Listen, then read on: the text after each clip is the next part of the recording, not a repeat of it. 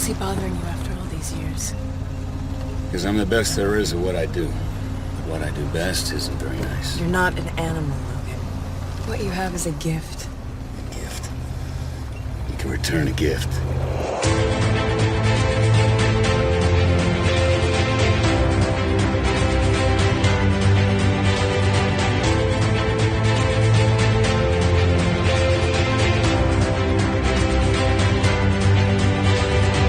Hello and welcome back to A Stark Contrast, where we discuss the differences and similarities from Marvel Comics to their MCU counterparts. And we're your hosts, Geoffrey and Dai. Hello, you'll learn. Hello, everybody. Howdy. So Jeff currently has a tense pulse machine thingy on his My back is hurting. So if he oh, it's vibrating. Oh god. Okay, I didn't mean to do that. That's funny. I'm keeping it in there because I'm lazy. So if he makes any sudden noises, you know why. But maybe he's just excited. We'll see. But yeah, welcome back. We're back. It is a scorcher in Southern California. It is indeed. Before spooky season, summer is going down swinging. 100 degrees, triple digits. 107. It hit 108 where I was today. Woof. Well, yikes. That's not fun. No, not at all. I don't like that at all. Yikes. Yeah. Summer, I'm ready for fall. More ready for winter. I'm ready to wear a long sleeve. Yeah, I know. And all the jackets I never get to wear. All the sweaters. It's coming. It's such a good time. And so, yeah, I wanted to briefly chat. Speaking of a good time, I went to the LA Phil Infinity Saga. Yeah. It was so good. It looked really packed. There was like a lot of people both days. Yeah, it was sold out, I think, both days. Maybe I was wrong. I think people wouldn't really go. I know. It's actually quite incredible because and I didn't expect it so much because the only ones I've seen of these is Return of the Jedi, Jurassic Park, and Black Panther. And Black Panther at Hollywood Bowl. At Hollywood Bowl. And so Black Panther I understood a bit because it was kind of like the first that Marvel had ever done. Yeah. Let alone Disney I think it was the kickoff. Like it was the first thing ever. And so and that was the full movie. It's a little different because the sound quality, the walla is very different. Yeah. Like, and all the sound effects are very different. It's muted because they're doing the live music. But so watching this particular ensemble and sort of like montage of the Infinity Saga with the 17,000 people or whatever it was actually like being at a fan event because people would cheer when their fave came on screen. And like, and there was this lady, I was texting Jeff and telling him that this lady behind me, bless her soul, she must have been maybe in her 50s or 60s and like legitimately every time like, yeah, girl, yeah, go Nat, and like cheering for everybody that she loved. And there were people dressed up and there were people in like t-shirts that were of their character, and it was just really cool. And yeah, again, to see 17,000 people and like maybe 50% if not more were like in it. Yeah. In fandom mode. I was like, wow, this is crazy. Yeah. And so it was really nice. It was fun. And it was great because, Gustavo Dudamel is like such an incredible composer and he's always orchestrating the LA Phil. So absolutely loved it. Glad I got to go. Bless StubHub for that nice resale. It was like more than less half the price of an actual ticket. Someone really wanted to get rid of that. Yeah, somebody really wanted to get rid of it, and I snagged a fantastic deal and heard the Fantastic Four theme in full. I saw by them, which is like holy cannoli. And because I saw that he was there, Michael Giacchino. He made an appearance. Yeah, he made the appearance. So funny. Yeah, he was great. And he's like, he's wearing like a blue blazer that had 4 on the back. Yeah. It's like, can I just have you for 4 minutes? I saw that video for the first night. Yeah. And he was like, do you guys have 4 more minutes? Yeah. And he turns around, there's like a 4 in the bag. You're like, oh my God. Yeah, it was great. And they had the little pulsar, the wrist things with the little. It is a cool theme too. It's very cool. Yeah.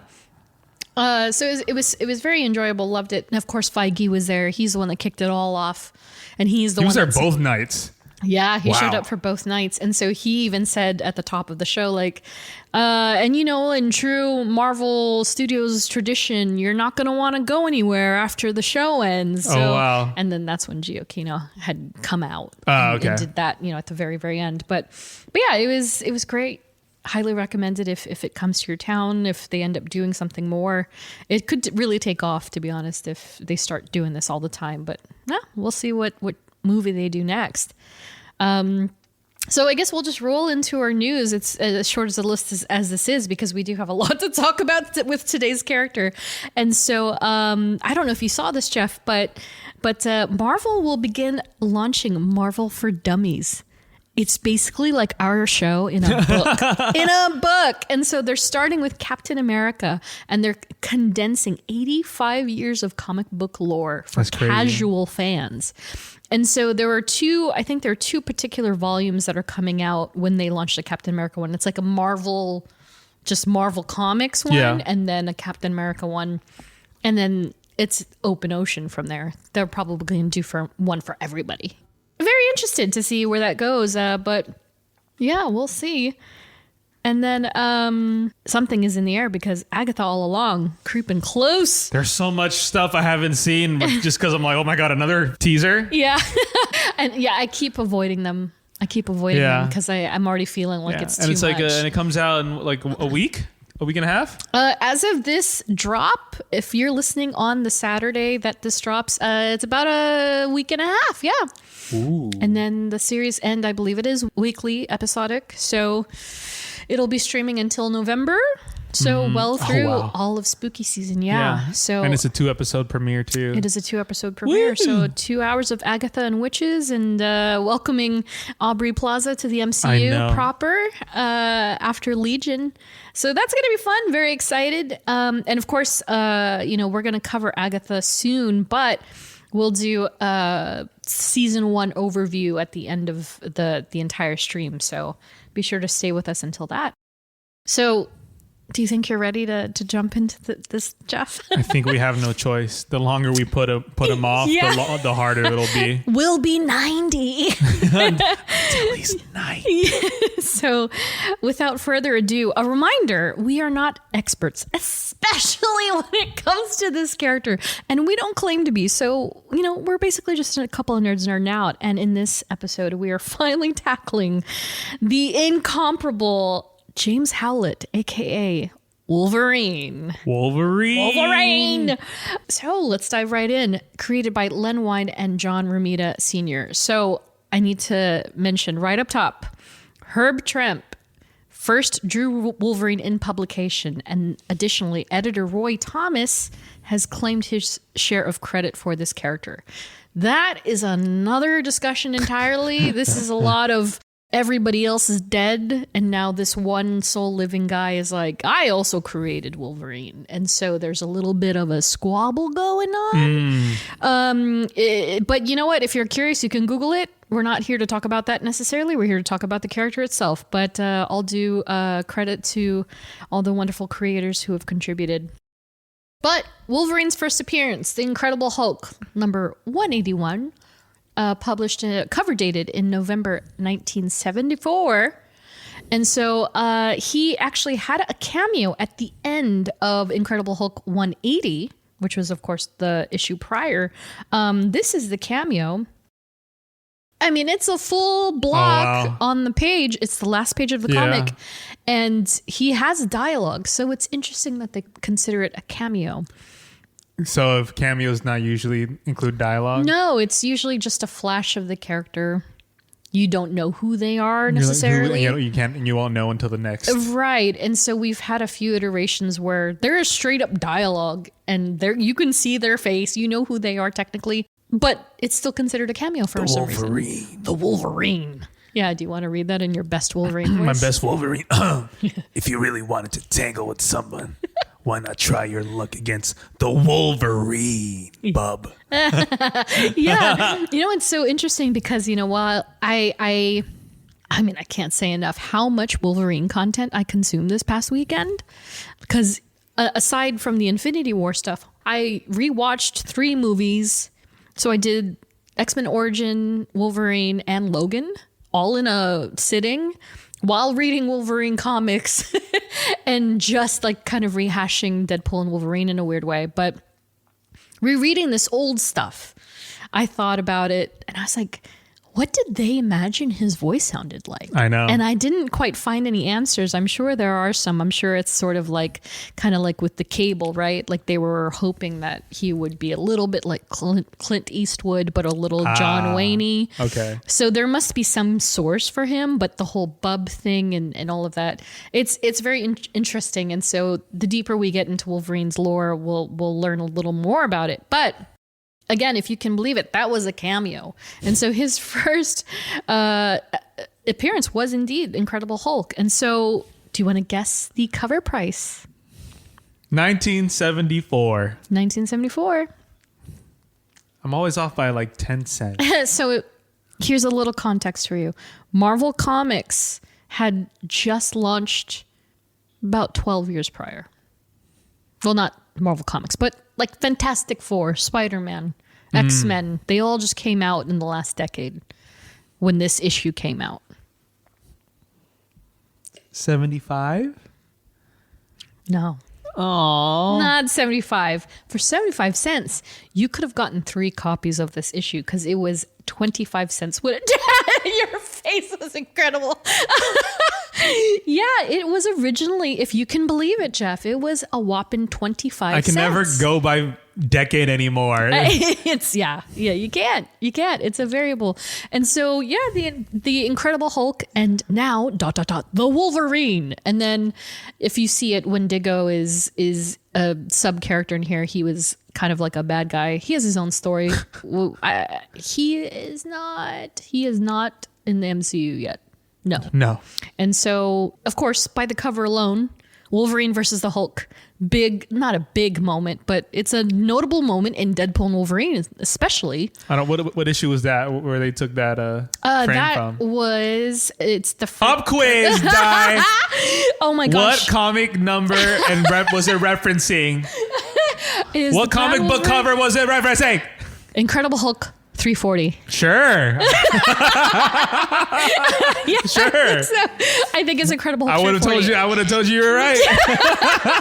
So, and it is very iconic. So that one is actually referenced in the film, not this one, which is interesting because this one he's got the blue and yellow suit. The other one is the brown and yellow suit, yeah, which is sick. It's so good. And then Hulk in the claws reflection. Yes, exactly. It's almost the exact replica of it. And so anyway, back to this issue. The highest I found available, this is available for purchase, is on Shortbox CGC 9.8 for 60,000. 60? 60,000. It's kind of insane. Yeah, that's somebody's annual wage. Ugh. And that's an 9.8. So imagine, if you will, what a 10, if it even exists, must go for.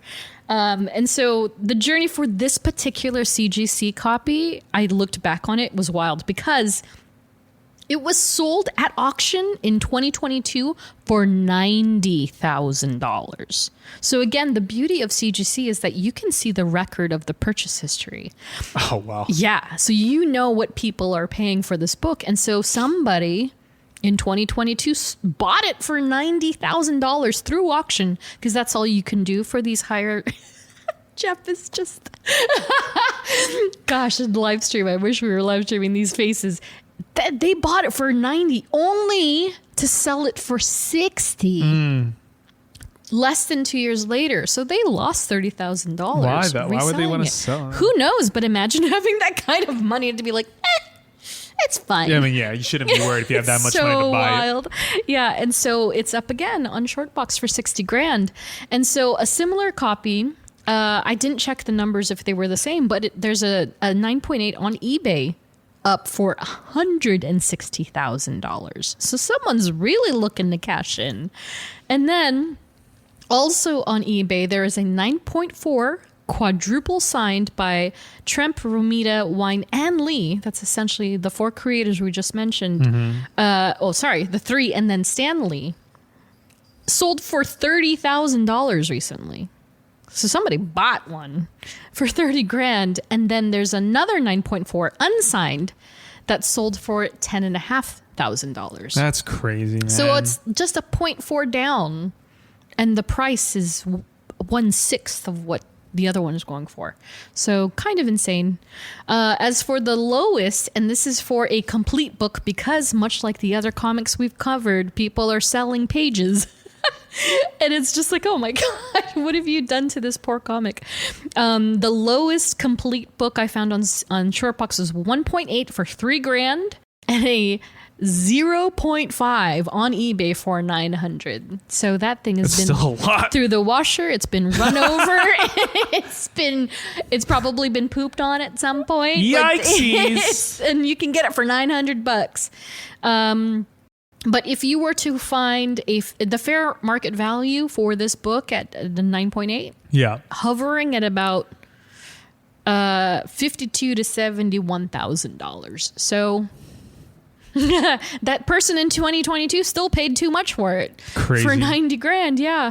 And then if you want it in the wild, you can get it ungraded. It'll probably take a little maneuvering and negotiating, but you can get it raw for $3,500. Not too shabby, but not. It's a big chunk of change too. So the inevitable question, Jeff. First exposure to this character. Oh, yeah. I'm pretty sure it's... Hugh? Huh? Hugh? Yeah. Wow. Yeah. Yeah, I Has to be. mean, kind of makes sense for you. Yeah. Yeah, sure.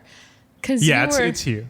Because I didn't watch, I didn't watch animated series. When did you actually see X-Men? What year? How old were you when you saw X-Men? Dude, I keep going back to the time when I saw The Last Stand. So I just feel like that's my first real Oh, interesting. that I remember watching these movies. Because you would have been of age and it was in the theater and all Because that. Last Stand came out 2005. Was it 05? Can you fact check me? Yeah, I think you're right though. I think it's 2005. Wow. It's either 2005 or 2004. 6. Damn! But you're so close. I for some reason I thought it was so much Yeah, later. 6. I was But- 12. Yeah. So Okay. I just remember That makes sense. I remember I had a family party at my parents' house and my cousins were like, oh, let's go watch a movie. And I'm like, oh, what are you gonna yeah, just take you to watch a movie. I was like, yeah, let's go watch a movie. And it was The Last Stand. That's why I brought this up. I brought this up on previous episodes Yeah. where the only thing I remember vividly is That makes so much sense. Jean and Wolverine on top of a car Yes. on a bridge and she's trying to sacrifice herself, Yeah. but Wolverine is not letting her. Jane, but then she controls his mind to take his claws out, stabbing her in the stomach. Yeah. And he's like, "No, Jane, no, Jane."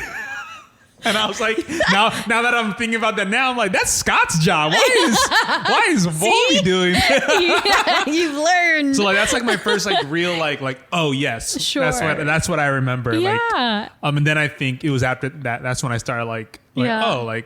it would be on. It would play on cable television. So I would watch probably the first X-Men on Yeah. TNT or something or Sure. USA, and Oh, yeah. I would just watch it. But I think The Last Stand is the first exposure where I actually was whoa, what's going on Oh, here? wow. Yeah.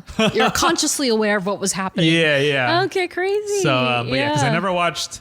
Yeah, funny enough, I never watched those cartoons growing up, the anime series growing up. Yeah. So I guess during my time, on cartoons, it wasn't playing. No, it wasn't playing because they So- stopped syndication after Yeah. 97, 98. They stopped. Yeah, because I would be watching Animaniacs, Yu-Gi-Oh, Static Shock, Sure. all those. Yeah. Well, and also because that's when the whole Fox snafu started.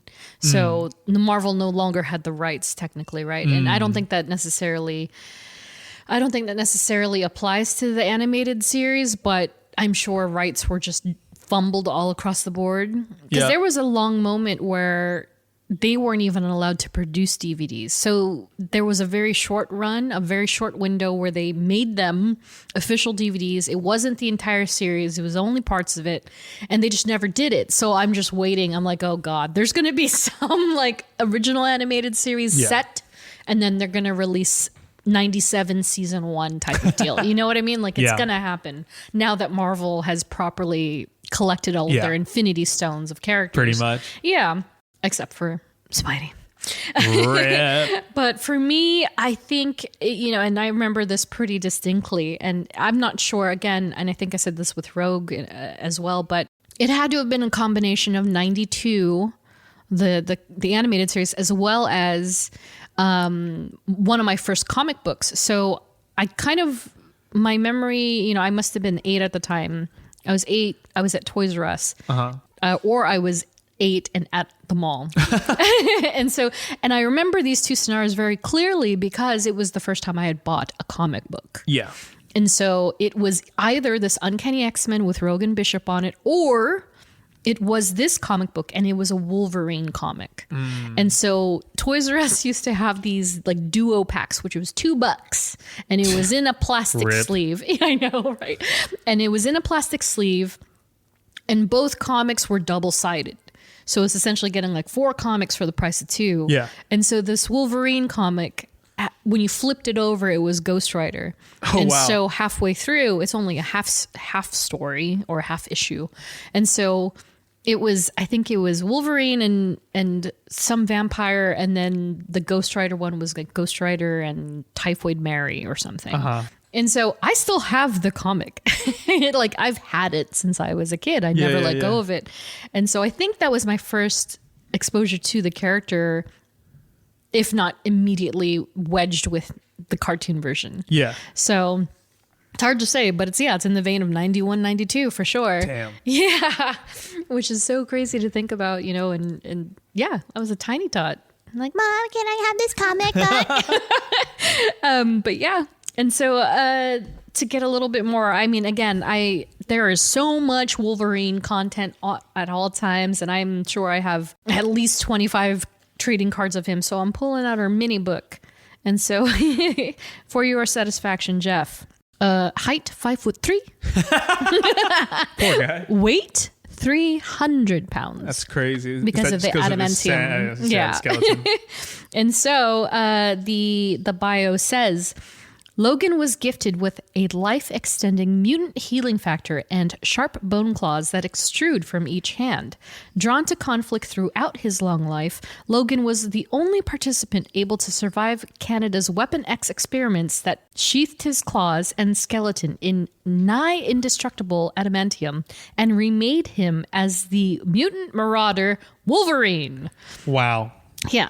So, I mean, that's pretty consistent across the board. Like any iteration that you know or see or hear or read of this character, that's him in a nutshell. Yeah. Period. I feel like he's like never changed. No, like they've definitely built on top of him, which we'll come to find very soon. And so, yeah, it's very interesting the way that they've taken this approach. And so let's rewind it a bit. Let's bring it all the way back to the beginning because, oh my lordy, where do we start? And so James Logan Howlett, aka the Wolverine. In Wolverine, The Origin by Paul Jenkins, Andy Kubert, and Richard Isanov, Logan's origin takes place somewhere in the late 19th century. So this guy is old. If you hadn't caught wind yet, he is an old boy. So we're presuming it's around 1880, maybe 1860 through 70. Oh my God. I'd go crazy if I was alive for that long. Well, I mean, that explains a lot about him, right? Now you think about it, and you're like, things. Yeah, exactly right. And so, we're in this series, we're immediately introduced to the Howlett family, and they're seemingly an established wealthy family built on the shoulders of old money.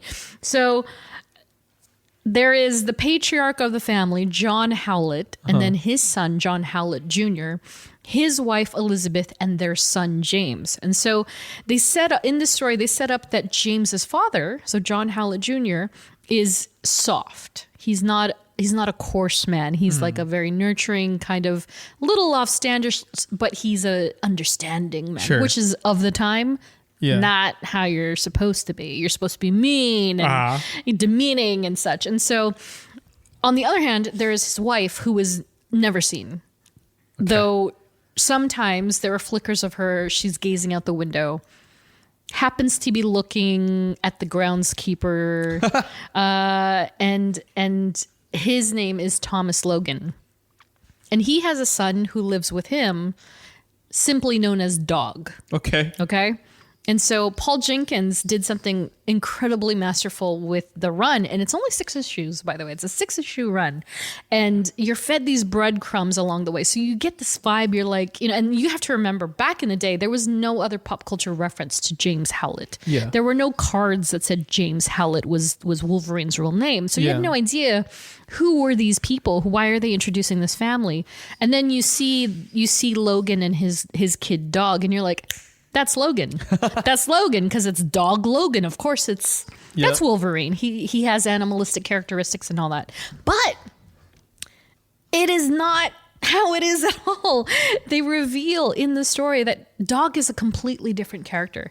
And so the man who becomes Wolverine is instead the weak, sickly Howlett boy. So James is presented as this scrawny little thing. He's pasty pale. He's always sick. And he actually ends up becoming the Wolverine. And so it's then revealed very subtly. If you don't read between the lines, you might miss it. But you put it together that the mother, Elizabeth, had an affair with the groundskeeper. Oh my God. Thomas Logan, and then had his illegitimate child and passed it on as her husband's kid. Jeez. Yeah. So over time and after continued bleak moments, Thomas decides that he and his son are going to overthrow the family. They're like, you know what? We're sick of this. And he's a drunkard. He beats his child. Oh, God. And the crazy thing is he kind of looks like a version of Logan, right? And so he beats his child. He's just a terrible, terrible man. He's great when he's sober, but when he's drunk, oh boy, gets a couple of shotguns and he's like, come on, boy, we're going up to the house. And so they go and they do that classic, time period piece trope of like, we're going to kill the rich family and take over. And so, John, once again, he's too soft, too often shot right in the head in front of James because he tried to negotiate. He's like, you don't want to do this. And instead, Thomas was like, yeah. Damn. Right in front of James. And so James is shrieking, he's crying, he's screaming for his papa. And then he tries to attack Thomas. And so they're fighting. And so James is having to fight not only Thomas, but also Dog. And Dog is barely older than him. He might be a year or two older. Elizabeth finally comes into the room and she tries to stop everything. And James lashes out, which is uncharacteristic for him. And Thomas is just like, what are you going to do? What are you going to do? And then he realizes that his torso is bleeding. Oh, no. And he's like, wait, what happened? And then you're finally cutting to this panel of claws popping out of this child's fists. And it's James. And so he slashed through Thomas's gut, essentially. And Dog also got affected because he had 3 slashes across his face.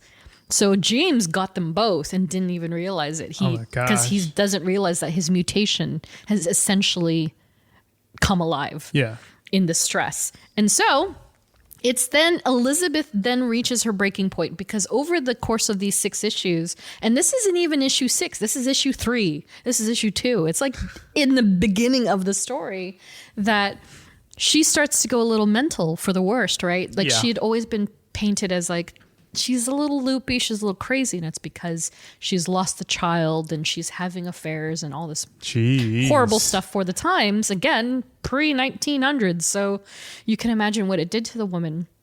And so she reaches her breaking point. She takes the gun that killed her husband and what is the line? Somebody's like, oh, she's talking to herself and she's like, oh no, Dog does or somebody does, and they're like, oh, what a mess you've made here or whatever, and she's like, oh no, it'll be okay, and then she goes and she blows off her own head in front of the children. And so there's another person that's here during this time, but we're going to talk about her later. But you kind of flash forward a teeny tiny bit. James decides to flee Alberta altogether to British Columbia. And then he adopts the name Logan. And he's essentially trying to get away from his previous persona because, again, they're an established wealthy family. Now they're going to know about some double murder suicide that went on in their castle. So he has now also blocked all the traumatic events from his memory.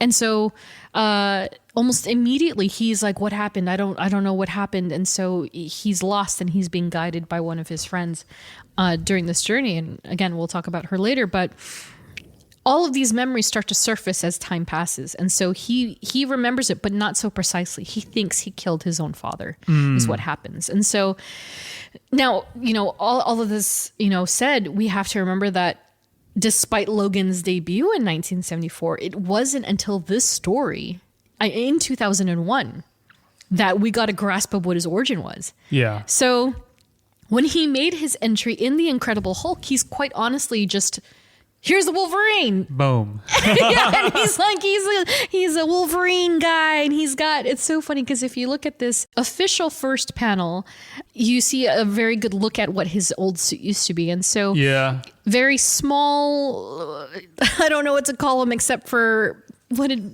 Deadpool call him? Blowjob handles? Yes. Yes. And the little whiskers are on his mask because he's a Wolverine. That's so funny. Yeah, and so, we didn't know much about him aside that he's clearly named after this animal that is actually not as terribly scary in real life. It's kind of like a honey badger in a weird way. And that he emerged from this nearby secret Canadian military camp. And so Wolverine, or Weapon X, as he was known by the government, was sent to take down the Hulk who was battling Wendigo. Yeah. So that was it. That's all we knew until 2001. So people went almost 30 years not having a clear version of what his past was like, aside the fact that, and these are all things we've been introduced to in the films, Yeah. the Weapon X program, his memory was wiped at least 6 times type of thing. And so he just went by Logan. That's all he had. He was Logan from Canada. And so since his debut, Logan has lived 1,000 lives, traveled the world, and Seen it all. he's seen it all. He's run with the likes of the Blackfoot tribe. He served in historical wars, including World War I and II. And then he was in Japan for a lot of time, where a lot of his history takes place and is revisited in later years. And that's all before he even joins the X-Men. So you can imagine how crazy it is, like Bucky Barnes playing with his ball. But a lot of that we'll tackle in this episode. Again, there's so many nuances. There's so many layers to this character and history. There's no way we'd ever be able to cover it all. So we're just going to cover the high level stuff, if you will. So that brings us to James Logan Howlett, the Wolverine, portrayed by Hugh Jackman. And only Hugh Jackman. And only Hugh Jackman, unless you like the Calverine, which is also, again, crazy to think about that. Yeah, Henry Cavill is the only on-screen person who's ever gotten the chance to play Wolverine, aside Hugh Jackman. And of course, first appearance, 2000's X-Men. And then most recently seen in 2024's Deadpool and Wolverine, directed by Sean Levy.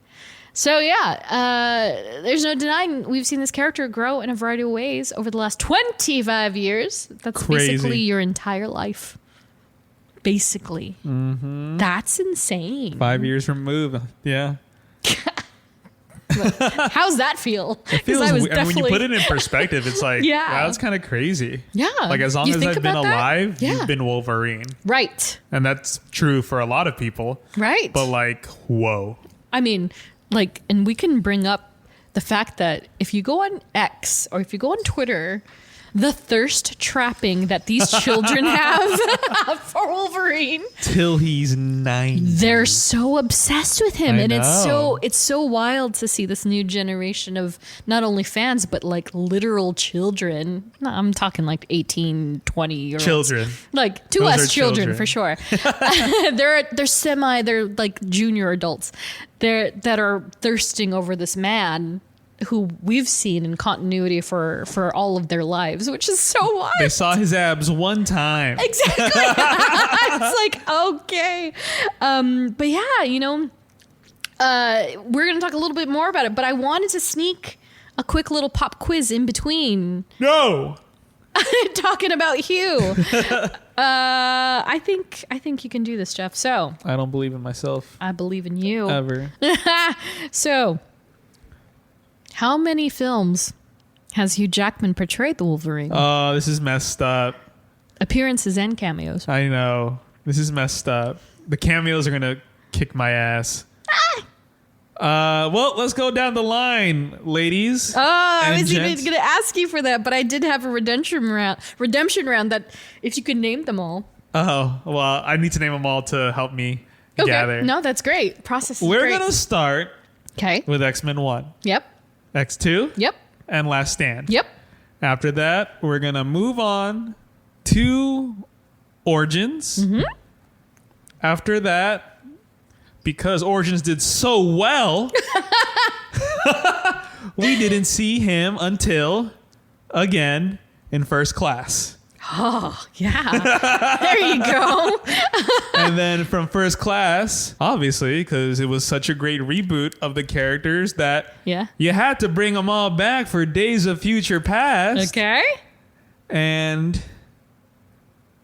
okay. Ooh. Okay. Yeah. I know he was not in. Oh no, that's a lie. He was. What? Oh my god. He was in the rebooted ones. He was in one of them, like in the program. Oh my god. Not Apocalypse. Was it Apocalypse? Where were they escaping from?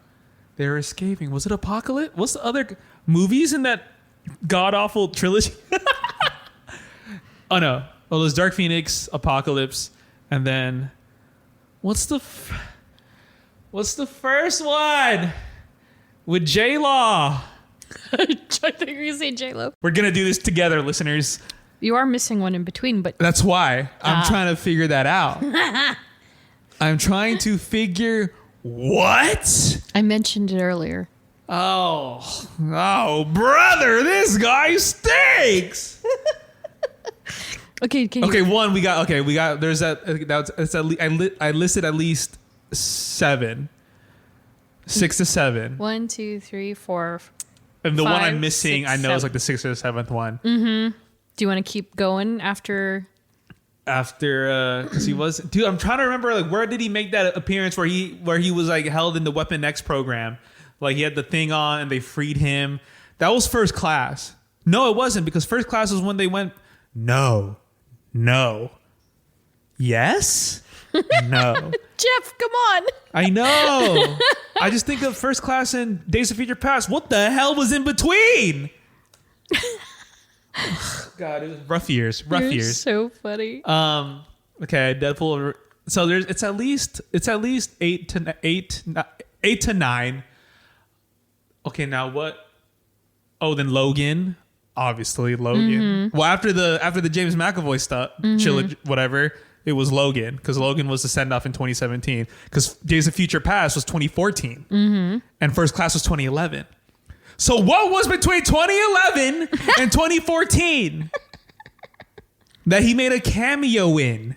There ain't no way he did another Wolverine movie. Fox wasn't giving him that. Were they? Why are you looking at me like that? Okay. So how many times did he appear? I'm going to say. So it's low. It's because it's obviously Logan and then Deadpool. I'm going to say, oh my God, is it a solid 10? Yes. 10 times. 10. Look at you. Let's go. See? Okay, what's the movie in between First Class and Days of Future Past? You've said it already too, which is crazy. X-Men, X2, X-Men The Last Stand. Yeah. X-Men Origins, Wolverine.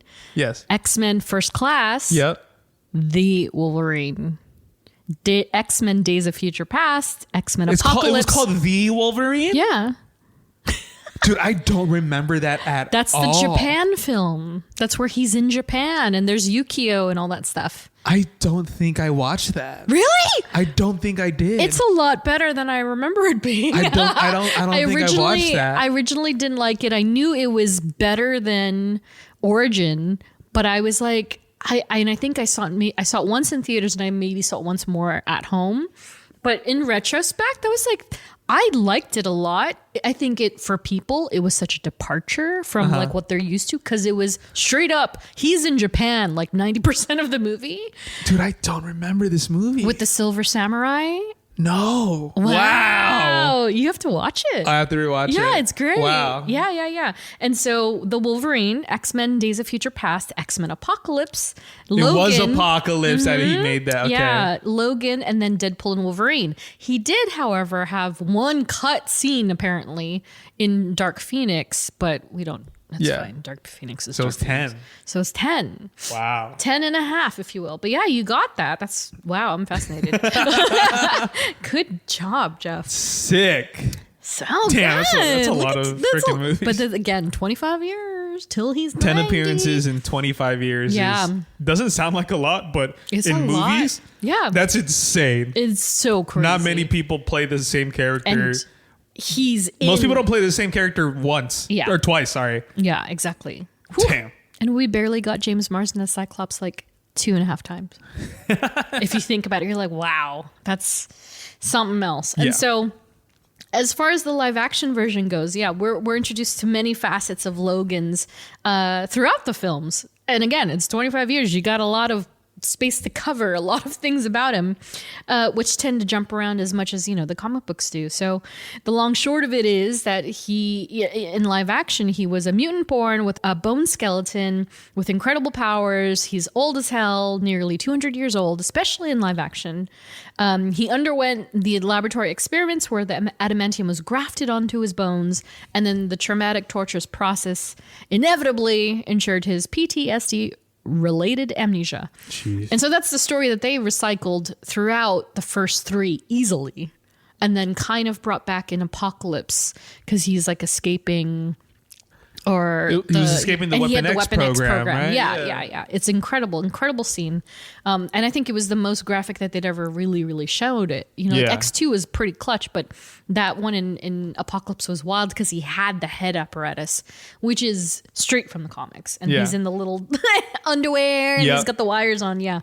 And so, further along in the live action version, of course, he then reluctantly joins the X-Men and he gets old. He meets his clone. He dies. And that leads us to Deadpool Wolverine. My coworker just watched Logan for the first time. And it was actually the same day that I rewatched it. And I was like, oh my God, really? And it was Sunday or Monday night. He had never seen it. He's not huge on these films. Sure. But he saw it and he was like, dude, It's heavy. that's a good movie. It's I was like, it's a heavy film. And I was like, yeah, it was, and it's so interesting, especially, and this is more reason for you to watch The Wolverine, that they're both directed by James Mangold. I didn't know that, actually. Yes. So James Mangold jumped from this pulling Wolverine from the depths of Origin into this new scape of like, we're going to put the boy in Japan and have his first traumatic love experience. Along with some Easter eggs and stuff. Yeah. And then he took him from that departure and put him in a whole new ballpark with Logan. Pretty much like, yo, kill me, please. Yeah, and straight up, drew up this amazing Western-like treatment of a story, but in superhuman science fiction mode, which is so incredible. But yeah, so that's just basically it as far as the live action goes, right? And so if you scroll down on our handy dandy document here, Jeff, you see a lot of Wolverine.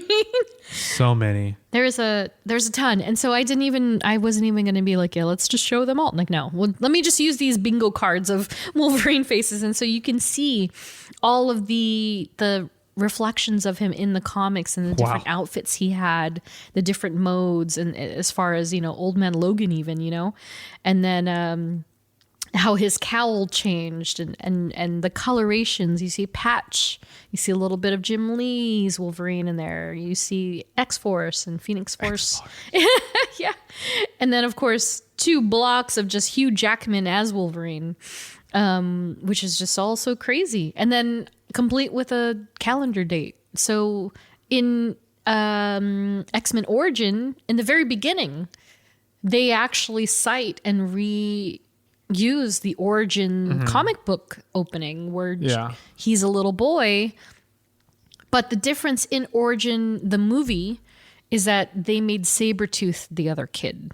So that's a big change. And it confused a lot of people because they were like, wait, is he Dog in the comic? And Dog Logan is actually another character completely. Got it. Yeah, so they're not related in the comics as they've made them to be in live action.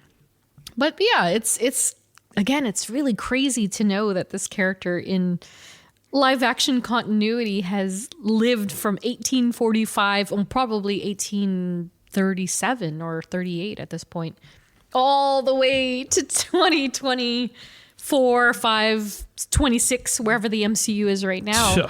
Yeah, so it's incredible. And so, we'll just jump right into the costumes. So when it comes to the costumes, we are all familiar with the old Cyclops line, what did you expect? Yellow spandex? Oh, yeah. And the 1997 X-Men reversal of, what did you expect? Black leather? Black leather, yeah. Which was so amazingly delivered by Ray Chase. So Fox came out hot with those muted costumes. They were like, no. I think it was after like The Matrix came out. Yeah, it was. That's and exactly like, right. This is what we need to do. This is hot. Black leather is hot. So they muted everybody. And so who or what to blame is kind of unclear. But I would say that, yeah, Matrix's success played a big part in it. And again, it was undoubtedly intended to draw audiences in rather than push them away. Because, at the time, as much success as there was with Batman and Superman and even Blade is probably to blame too, because Blade was very dark and leathery. Dismal and leathery. But despite leathery. Yeah, but despite all the success of all that sci-fi comic book goodness, even in further back in the early 90s and the 80s, they still were not willing to give the X-Men their proper costumes. So until now, which is incredible.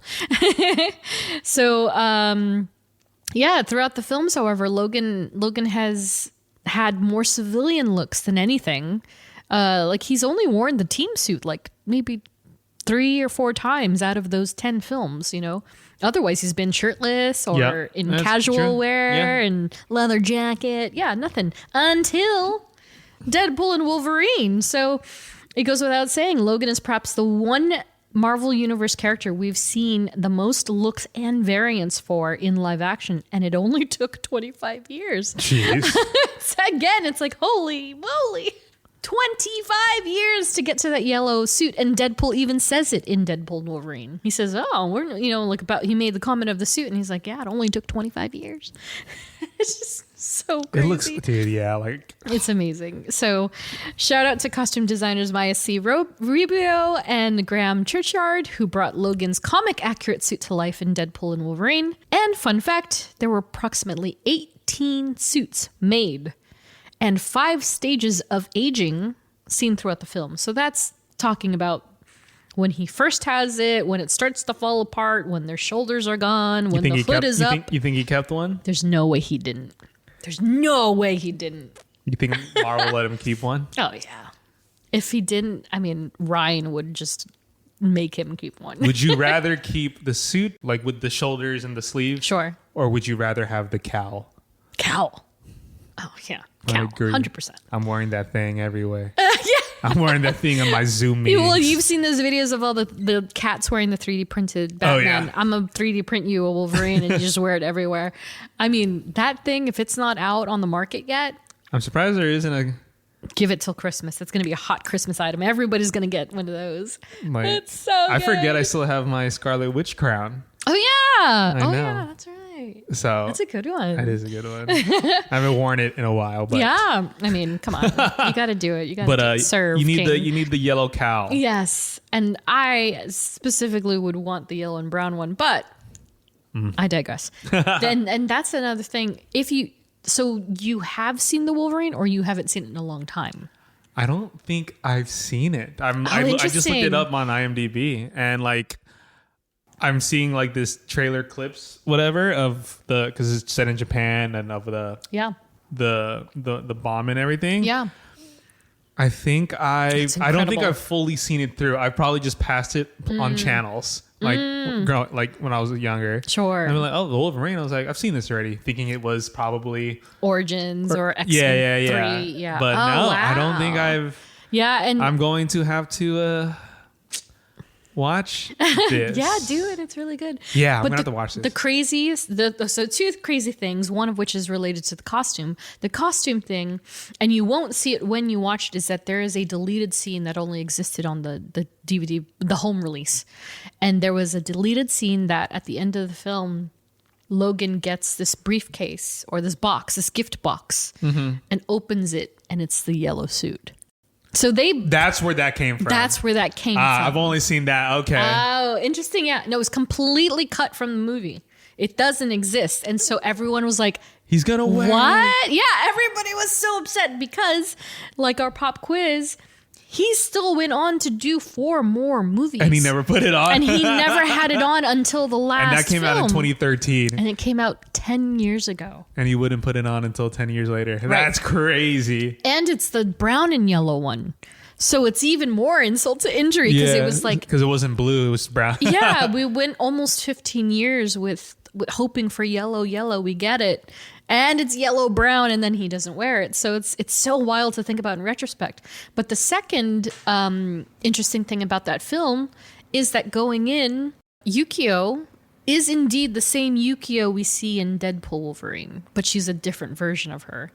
So we're going to talk about Yukio a little bit later on. Hi, Wade! Down the line.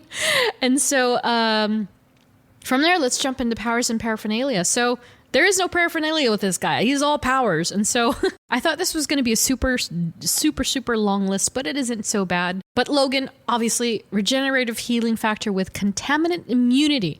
Cannot get sick, cannot get diseases, none of that stuff. None of it works on him. He has fatigue resistance, decelerated aging, and telepathic resistance, retractable bone claws, superhumanly acute senses, superhuman strength, speed, stamina, durability, reflexes, and agility, and animal empathy. So I don't see all of that in Deadpool Wolverine. We got to see him act like his animal self in Deadpool Wolverine. Yeah, exactly right. And it's kind of interesting because it's like he can't talk to the animals per se, but he has this empathy and he can understand their emotions is kind of what they're doing. And so beyond all that, Logan is also a skilled tracker, master martial artist, weapons, computer, and vehicles expert, expert assassin, and is multilingual, aka polyglot, in 15 languages. Jeez. So he knows a lot. He's very worldly, this man. And that's only in the comics. Whereas in the live action, he's kind of got a little different variation of the same things. Superhuman strength, durability, speed, agility, and senses, animal empathy, regenerative healing factor, and retractable claws, and feral mind, aka Berserker Rage. He does have that in the comics as well. And, that in a nutshell, Berserker is when Logan is at his worst and most uncontrollably dangerous. So he's faster, stronger, and he's feral. So it's like red. His vision just goes red. And he loses control, and all he's doing is like fighting. And so, in retrospect, in watching the Wolverine and Logan specifically, for me, I think you can really see it, and that's when Hugh, because we said it in the last few episodes that Deadpool Wolverine is so great when he has the suit on, and especially the cowl, because his voice and tonality changes a bit, and he seems a little more animalistic, right? But if you do watch it in retrospect, like the older films, you're like, oh, he's going berserk. Like you just kind of look at it and you're like, he's berserk. Yeah. But they're not conveying it in the way that's immediately, like, you don't immediately get that translation, like, oh, he's losing it right now. But he does a lot, especially when he's doing the rah, rah. He does a little grunting. And so while we don't talk about Magneto in this episode, I know, like, because there's this whole big deal. You know, of course, most of us know by now that Logan has been stripped of his adamantium in the comics once, and then as well as in X-Men 97. That whole scenario when he was, the adamantium was pulled from his bones in the comics, that reverted him to an animal-like state. So very similarly to the Berserker Rage, he went straight down to, he was barely speaking. He looked kind of like a dog in a weird way. Okay. Very scrappy and unwashed and just everywhere. Yeah, and he'd hunch over more. He just acted more like an animal. It got so bad that he had to have a hard reset, and then he had to re-evolve in more ways than one to be a human again, to be very humanistic. And so I think it was Elektra that was one of the people that actually helped him get back to where he is now. And so, but yeah, we're not going to talk about Magneto. We're not going to talk about any of that right now in this episode, just because it's a lot. I mean, yeah, they don't, that like, honestly, aside that moment and aside the expected moments in comic history where X-Men are fighting Magneto, they don't have direct correlation, and like, they're not arch enemies.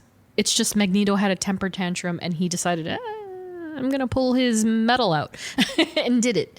So no Magneto more than that. But we do have a few more characters to talk about. So we'll talk, now we can talk about family, friends, and affiliations. So John and Elizabeth Howlett, we discussed these two up top. Oh my God. And they were also in X-Men Origin Wolverine for a very short amount of time, portrayed by Peter O'Brien and Alice Parkinson. And so very similar to the comics, John was shot and died from Thomas's gun. And they never showed what happened to Elizabeth, but she died one way or another. So it was very much the same story, shortened, tightened up. But again, Sabretooth instead of dog, and Elizabeth hated her son. So it's very sad.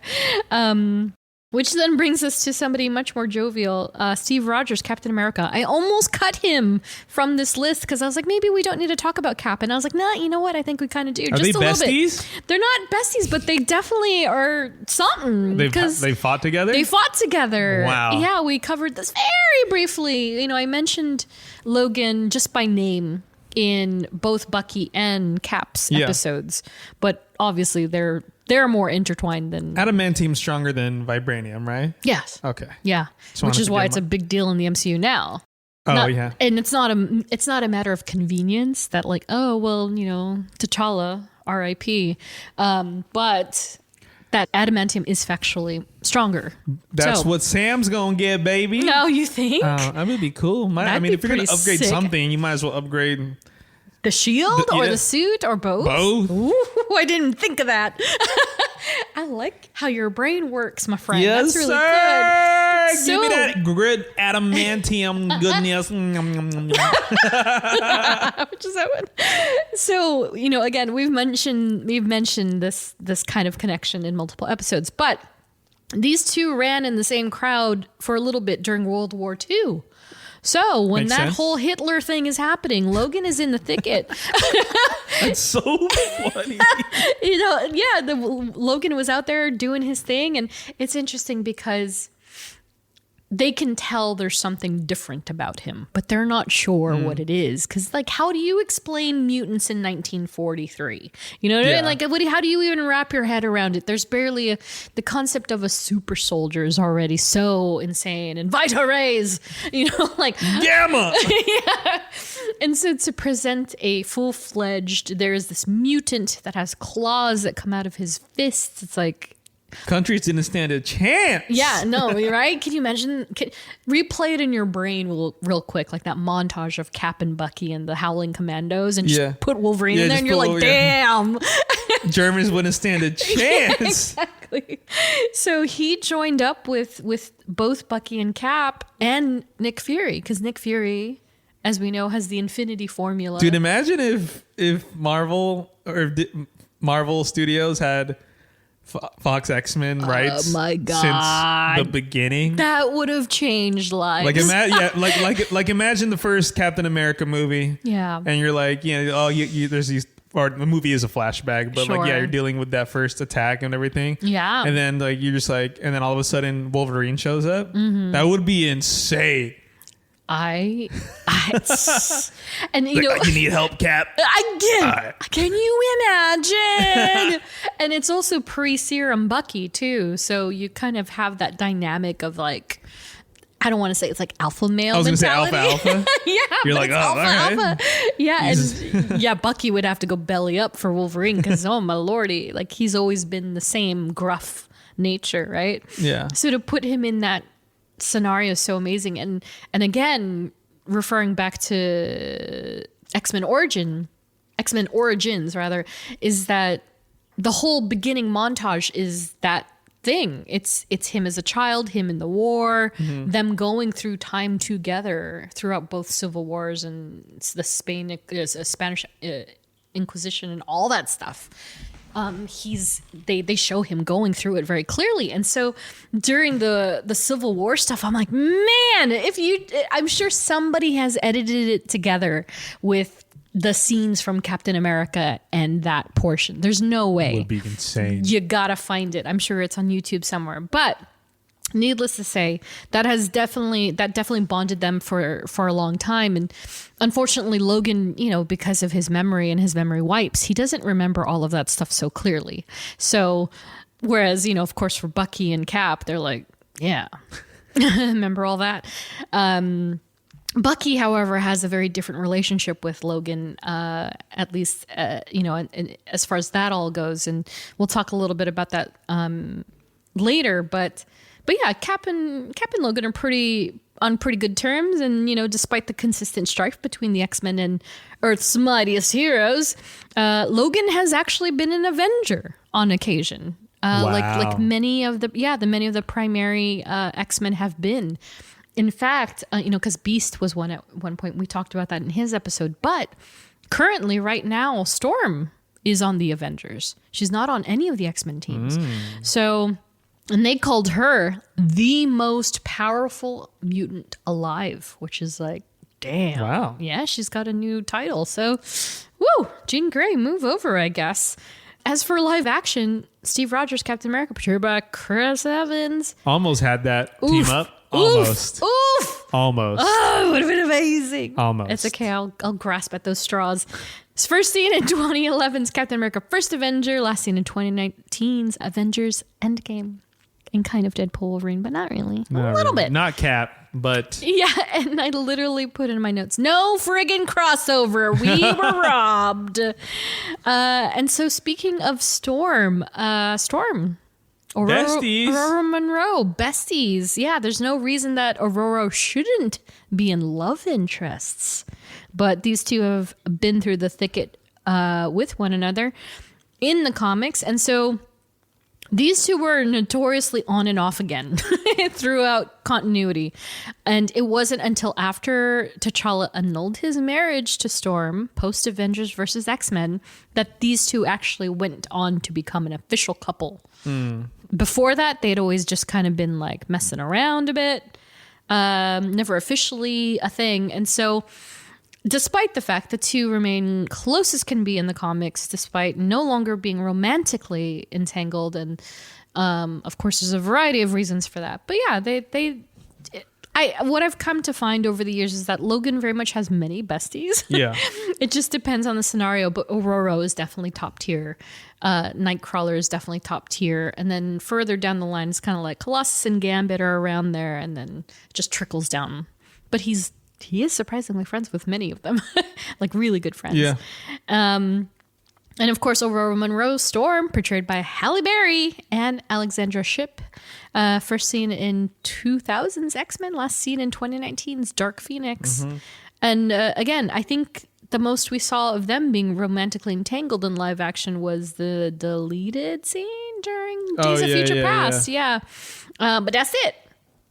Because they had a deleted scene kiss thing, which is kind of fun. So we've talked about this one a few times, but Jubilee,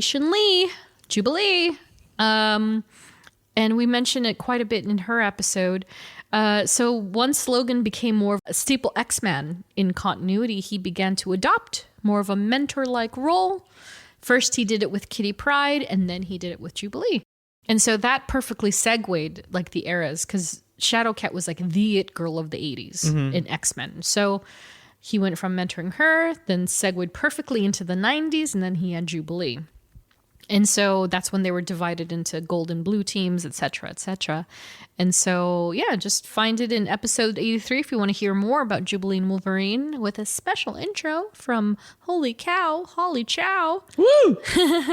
Whereas in live action, no on-screen crossover, which is a total shame. And so she was, of course, portrayed by multiple amounts of ladies, but most recently, Lana Condor. That's right. Yeah, no on-screen crossover, which is a shame. It would have been great. And lest we forget, if you didn't know, Rogue's role in the first film was originally supposed to be Jubilee, but rewritten once Natalie Portman would not join. The audacity. Womp womp. And of course, like I mentioned again, he is besties with all the X-Men, and believe it or not, Cyclops, who we'll talk a little bit. Oh, they're for sure besties. I'm besties in a different way. We'll talk about Cyclops and Jean, of course, further down the episode. Then there is Daken, aka Akihiro, aka Fang.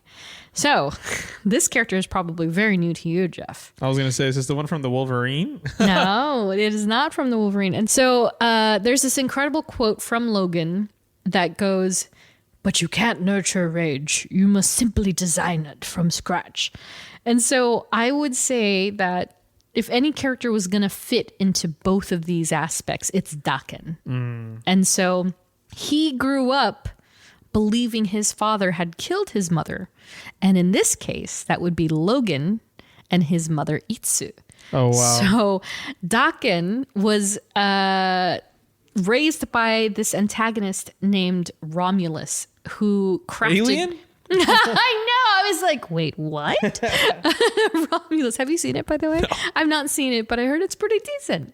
And I heard it's a little terrifying at the end. I heard the same thing. We saw that clip of that actor. Holy moly. 8'3" or something. Whoa! It wasn't CGI! Anyway. So this antagonist, Romulus, in the comics, he shaped Daken into being a ruthless killer. And, which is unfortunate because he was Logan's son, who adapted much of the same mutations as his father. So he has retractable claws, but they're a little different. I think he has the 2, and then he, instead of the 3, like the 3-prong, the third one comes out from like his wrist or something. It's so bizarre, but it's deadly as hell, right? My God. And so Daken spent a long time loathing and absolutely hating Logan in the comics because he was told this story that, oh, your mother was, she's a wonderful woman, but Logan killed her and la la la. Just, crafting the perfect villain. But he finally finds the truth out about his mother in 2008. And so they went through all this drama, including Daken posing as Wolverine in the Dark Avengers. I've talked to you about this, I think once or twice. Yeah, there's a Dark Avengers lineup, and all the bad guys are posing as superheroes. So it was Spider-Woman I think she was actually Spider-Woman, but like Bullseye was Hawkeye. Daken was Wolverine, but they looked like them, right? So they had similar powers and skill sets, but yeah. So anyway, Daken was Dark Wolverine for a moment. And then as all the X-Men comics have, somebody dies and then they come back and then they realize the wrongs and the rights. And so Daken comes to realize, oh, wait, he did not kill my mother. It was all a lie, and tries to make amends with his dad. Wow. But unfortunately, we do not have an MCU counterpart at all. Will we see one? That's an interesting question, because Black Panther lore currently in the MCU, we have lost T'Challa. Yeah. But he has a son by the same name. So will we see Dakin now that Hugh Jackman has sunset and slowly slipped into the background like Hawkeye? I mean, who knows how the MCU will handle Wolverine moving forward? No, right? Like, I think that would be the best thing. Not to recast Wolverine necessarily, but bring in a Wolverine. Yeah. Would be safe. And so speaking of Wolverines, the last one on this family list is none other than Laura Kinney, aka X-23, aka the Wolverine. And so I absolutely want to do a full episode on Laura. So we're not going to get too deep in the weeds here, but I will clarify that in the comics, she is indeed a child created from Logan's DNA in the comics. And it was curated by a geneticist by the name of Dr. Sarah Kinney, which is where she gets her last name. So she was initially introduced as Logan's sister. Laura, she easily slipped into more of a daughter role over time for Logan. So it was more like, oh, this is my sister Laura. And then it was like, just kidding, this is my daughter. And so, while she's made of his DNA, she's not a clone. A clone would be like, oh, they put her in a test tube and they're like, boom, female Wolverine. Yeah. But it was a little different in that they took the DNA, implanted the embryo into Sarah Kinney, and she birthed the baby. So they quite literally made a baby. So, Laura, over time, of course, Laura endures her own fair share of trauma. And I would even go as far as to say that it might be worse than Logan's, if you can believe it. So that's why I'm definitely like, yeah, we'll save that for later. But she was ultimately trained to become an assassin for pay, due to many things that happened to her in the comics. But, she does go through the thicket of it. She endures all of it. And she comes out stronger, and she becomes her own hero, and even takes on the Wolverine moniker and the suit. So in the comics, she's had similar suits that Wolverine had as moniker Fang, where he had brown and yellow, and so she wore that as well. Right now, she has the blue and yellow suit, and they're both Wolverine. So it's like a Thor thing, right? It's like not Lady Thor. She's also Thor. Same thing with Wolverine. She's still Wolverine. So, Laura Kinney, of course, portrayed by the incomparable Daphne Keane. First seen in 2017's Logan.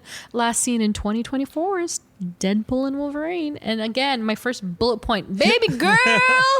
I love this kid. She grew up it's 7 years, but I'm like, oh my God. I know. Well, it's crazy because, in rewatching Logan, I was like, and I remember watching interviews of Hugh Jackman when, the movie had finally come out, and people were just like, how was she able to do what she did in that film? And, it was just that she was tiny. She was 10 and a half, 11 years old. Yeah. But she was tiny. She looked like she was 8. And so when you look at Deadpool Wolverine, you're like, wait, what happened? I know. You're like, how oh my did this God, much time go? That's a woman. But it's only 6-7 years. So it's like, wow. Oh my gosh. But I digress. She's absolute baby girl. I absolutely love her. And she's, to me, absolutely one of the best things to emerge from not only Foxverse, but MCU. Like, I don't even, damn, great character. And yeah, very similar to the comics in the MCU officially. I love being able to say that she's in the MCU. I know. So crazy. Good. But very similar to the comics, she was, she was implanted or, birthed through a female body, but instead in a facility with other children. So that's like the whole roster of kids that she encounters in Logan. And she was saved by Gabriela Lopez, and they all had this intent of getting to, what was it called? I forgot. I just watched it too. What was it called? But they went to this beautiful, they were going to meet in South Dakota. South Dakota. She kept saying it. I love her so much. And so she, of course, encounters Logan. She encounters Charles. She encounters the Reavers. She kicks their butts. Yep. Incredible. I will never get over those scenes. So good. And then I forgot that X-24 was a thing. Yeah. So when he popped up, I was like, oh my God. That guy was ruthless. Because I couldn't remember for the life of me how he died. I was like, how did Logan die? And I was like, oh my God. Ruthless. Ruthless. Oh my gosh. I was like, yeah, I think I remember watching it. I was like, yeah, Oh. he's dying. Like, yeah, I was exactly. I was like, there's just no way. I was There was like, no ah. way he was going to survive that. I was like, they're both dying. They're This both is crazy. dying. Yeah, incredible. And so, yeah, that ending, dude, I had paused at one point because I was like, okay, I have to go to work tomorrow. Should I watch the entire thing? And I was like, we're doing it. And then it got to that part where he's dying. And then she's like, Daddy. And I was like, nope. This is so sad. And I just started bawling. He's a father. He's a father, but they just also played it so marvelously. Like Yeah. you feel the connection between them. But yes, and then we fast forward and we see her emerged in the void with the resistance group, including Electro Blade and Gambit. Yeah, we do. My name is Remy LeBeau. for myself. Yeah. My name is Remy LeBeau. Remy LeBeau. He like said Remy LeBeau. We ain't never Remy had a LeBeau. Wolverine up Remy in LeBeau. here. So crazy. And then, of course, she helps in overthrowing Cassandra, wearing her trademark sunglasses from Logan, and returns to what is presumably her main timeline, aka Earth 10005. Anchor being. Anchor being. We'll see yeah. where it goes. It's so interesting. Yeah. Like in retrospect, it's like, wait, some things don't make sense because Logan takes place in like 2029. So how did Logan die in 2029 and the MCU is only in 2026? Jeff put his hat on backwards and he's just shrugging like he's the Fresh Prince. Hey, I don't make the rules. I just Truth. watch them. So we will find out where she ends up and if she comes back. Yeah. And I mean, would- she said I in would an love interview to. too. She Yeah. was like, if I could play Wolverine my whole life, Yeah. I'll do it. Oh my God, please. I would love that. Like I could forego Daken. Daken would be an interesting entry into the MCU, especially now that they have the X-Men characters. Yeah. But first and foremost, I want her to be the Wolverine now. Like I want it to be her mantle. You might as well. But- You might as well give it to her. Right. But he's still there. But again, Hawkeye. Kill him. I'm just kidding. I know. Not again. Kill him. They'll never top it. But like a Hawkeye situation. Totally. I could see it. Because to put her on Young Avengers doesn't make sense. Because the X-Men and Avengers, again, do not get along. So They will at some point. they'll have to at some point. Yeah. But, needless to say, maybe we'll see this in our lifetime. So, love interest. Okay. Ah. And so I mentioned her not too long ago with Daken, but first and foremost, Itsu. So somewhere in the 1950s to 70s, not quite sure, Logan traveled to Japan. And so again, he spent a long time there and he was training with a man named Bando Saburo. And he meets this woman named Itsu. And so as they do, they spend too much time together. They start to have interests. They fall in love, and then they get married. And so I think we talked about this again in episode 29, all about Bucky Barnes, and that's why it's 3 hours long because we talked about this part.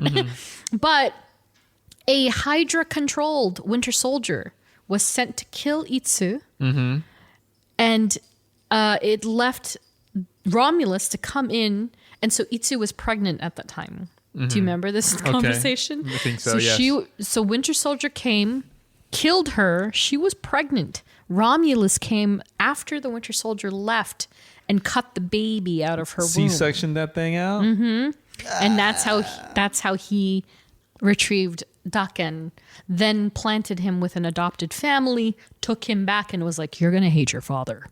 That was his plan. Damn. I'd like talk about long game. It's like, Damn. jeez. Yeah, and it's pretty brutal when you actually read the comics and this part in history is specifically. And this is all current time Bucky and Logan trying to iron things out. And this is during the parts where Bucky's trying to clear his conscience of like, look, I didn't mean Hell to do nah. it. Yeah. Wasn't me. I promise. Yeah, exactly. So very interesting era. But yeah, unfortunately, Itsu did meet her fate in such a terrible, terrible way. And there is no MCU counterpart. There's no live action counterpart whatsoever. So again, they've not established this as part of Logan's history, at least on screen. But who's to say? Maybe we'll see it some version. Maybe when they introduce Daken, if they do, that'll be part of it. But for now, we don't got anything. So we're just going to move on to who we do see on screen. One of which being Mariko Yashida. So this is the main love interest that we're introduced to in the Wolverine. So she is the cousin of mutant Sunfire, not to be confused with Sunspot. Yeah, okay. Sunspot is an Afro-Brazilian who's on the New Mutants, and then Sunfire is Japanese. Got it. And so he was on a number of different teams, but Mariko was his cousin and also the heir of a powerful Yakuza sector. Love that. Yeah, they bring in that. That's kind of that era where it was very popular for pop culture, I guess. Yeah. And so very similarly to Itsu, Mariko and Logan meet, fall in love, but Mariko was married to an abusive spouse by the name of Noboru Hideki. So at this point, he's been there for, 10, 15 years. Yeah. And he is being called Kuzuri. Is it Kuzuri? I think it's Kuzuri, which means Wolverine in Japanese. That's tough. So that's kind of how it gets. Yeah. Yeah, right? It's like, oh, Kuzuri. They say it all the time. Kuzuri. And so he adapts and adopts their ways, their culture. And so he is then thrust to prove himself worthy of Mariko. And so he does so in this setting. He had to prove his worth and value to Mariko. And so drama ensues, of course. And then Yukio, who is, yes, hi Wade, is that Yukio, different version. Yukio intercepts. And so it's, I don't talk too much about Yukio and Mariko's relationship in all this, but presumably they were not only best friends, but they were a little bit of side lovers. Oh my so God. They had this thing going on between them, and so Yukio intercepts. She kills Noboru, and then Logan kills Mariko's father, Lord Shingen. And that leaves her as the main successor for the clan. So she becomes the head of Clan Yashida. So she's the Yakuza leader now. Wow. And so there's no doubt that Mariko could be the one great love of Logan's life. And she is then she becomes a target. You know, like all the women that fall in love with these powerful people or vice versa. They all die at one point. So she is then poisoned at some point, and she is dying. There's no cure. And Logan finds her and she begs him. This might sound familiar. She begs him to kill her. Oh, God. And so he reluctantly did so. Ugh. And so Mariko's death especially, struck him so deeply. It's probably the root of all his issues. It's part of why he's distant, why he's disciplined the way he is, to push people away because of Mariko. And so you see similarities between this whole life and death situation with Jean Grey. So all that explains a little bit there.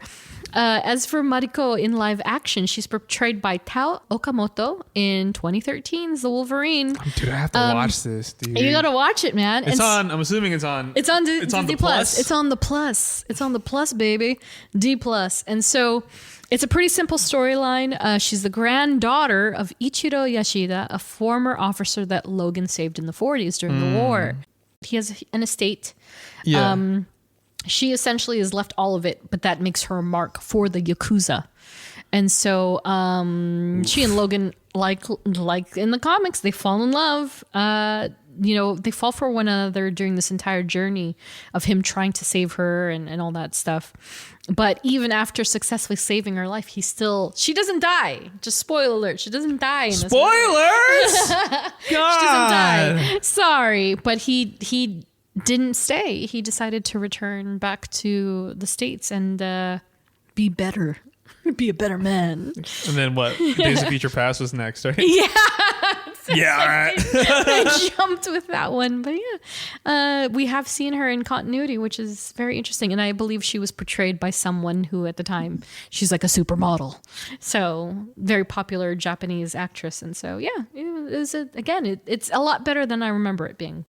And then there's Kayla, aka Silver Fox, who was a member of the First Nation Blackfoot Confederacy. We kind of mentioned them up top. And she had ties to the CIA. She ended up betraying the covert Team X that she was initially affiliated with. And she and Logan, they had a relationship, having lived with him in Canada before things got really messy. Not between them necessarily, but with Kayla's criminal activity. And in the end, Sabretooth killed Silver Fox, Wow. enabling another painful period of Logan's life. And so in live action, Kayla was portrayed by Lynn Collins in The Wolverine. Mm-hmm. And the two have incredibly similar parallels between them, having forged a loving relationship with Logan in Canada all the way through, seemingly dying but re-emerging, and siding with the enemy with the motive of rescuing her sister, at least in Wolverine. Yeah. And, and at least when the films are concerned, she dies for real after the fall of Stryker's compound. However, Logan had no recollection of her because they shot him in the head with an adamantium bullet. Then that brings us to Jean Grey. Who? Jean. So, Jean Grey, Phoenix. We have not covered Jean. We've not covered Cyclops. So I'm going to try and keep this as short as humanly possible. Jean and Logan have had a long, torturous history of being completely entangled with one another, though it began with Jean hardly interested. Nice. Hardly interested. I feel it. In fact, she was noted as tolerating Logan when he first came in, because it was kind of an immediate thing. Like, here comes Logan. He was introduced. You have to remember, he was introduced with Storm, Colossus, Nightcrawler, and I'm missing one. Maybe Sunfire. Warpath. One of them. Uh-huh. He was introduced in that wave of superheroes. And so, boom, X-Men. And then Cyclops enters the room and he's like, what do we have here? And then Logan's like, ah. And then here comes Jean. And he's like, And she's like, ew. It's pretty much their entire thing. But over time and with a few rewrites, Jean's mutual interest began to develop. Wow. And it was likened to a form of lust. So they're very open with that it wasn't necessarily that they actually had any interest in one another. It was just a combination of like the unattainability of it, right? Like, she's Boy Scouts girl. Like, I want that. Yeah. And she's like, ooh, he's such a bad boy. A 5'3" bad boy. Exactly. And I have to say that unfortunately, like we've discussed many times before, comics adapted to the films when they got popular. So in 2001, they did the treatment with the X-Men where they made Logan a little more Hugh Jackman-y, and he was surprisingly 5'11" suddenly, or 6'2", or a little taller. Not the same. They can't have them the same height, but he was taller. He was built a little different. And they also introduced the black suits. Yeah. So they really took over in the comics. But anyway, so Jean finally having interest in Logan, it made for an obvious triangle with Cyclops. And so it made everything juicier. It sold more books. Everybody loves the drama.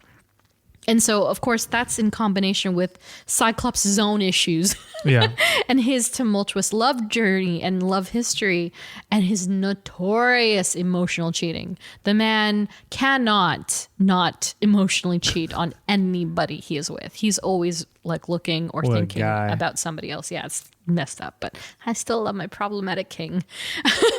And so it's later revealed that Jean bears a striking resemblance to Logan's first love, Rose, a young girl with red hair and green eyes who we'll talk about shortly.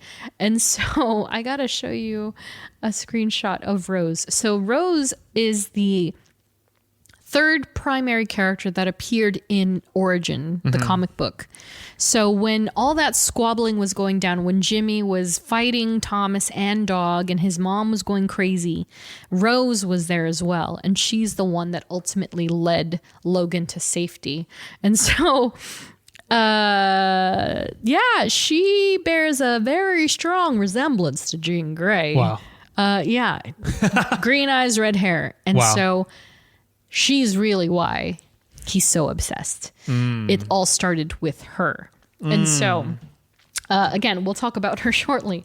But I do have to mention this amazing floor plan of Summer House. So, Jeff, if you will you click through to that link on our dog? And so there's this Yes, you've seen this, huh? We talked about this. Yes. And so if you look 11, 12, so you look at the map. Yeah. It is describing it for the audience. It's a circular like graph. In House of X, they rely heavily on grids and maps and floor plans, right? This is toxic. This is like Love Island type stuff.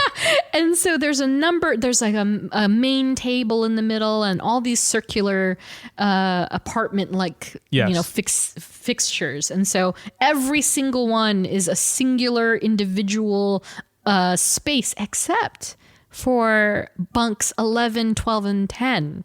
That's the freaky pod. The freaky pod, which so happened to belong to, in this order, Guys.